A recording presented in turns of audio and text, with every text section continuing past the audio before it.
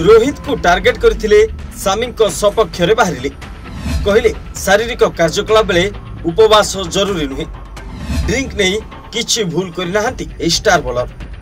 Cricketer Mohammad सामी सपक्ष रे बाहरिले कांग्रेस नेत्री सामा मोहम्मद चैंपियंस ट्रॉफी सेमीफाइनल बेले रोजा पालन न करिबा कारणरू विभिन्न महलरू समालोचनार शिकार होइतिबा सामी को समर्थन करछंती सामा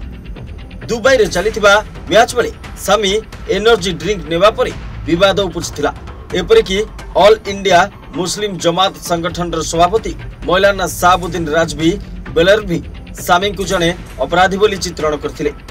सामी को समर्थन करी सामा कहछंती यात्रा बेले किंबा शारीरिक कार्यकलाप बेले उपवास जरूरी नुहे बोली इस्लाम धर्म रही मोहम्मद सामी निज जगह नथिले एवं से यात्रा अर्थात विदेश गस्तरे थिले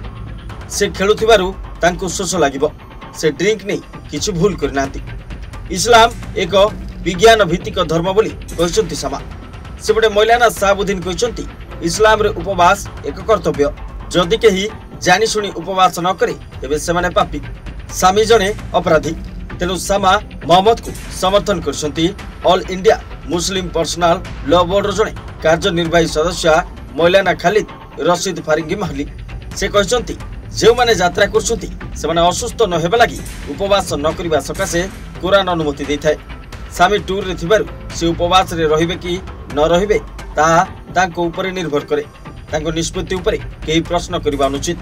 पूर्वरु कैप्टन रोहित शर्मा को मोटापण प्रसंग मत दे विवाद घेर को आसीथिले सामा मोहम्मद। Report headline Orissa.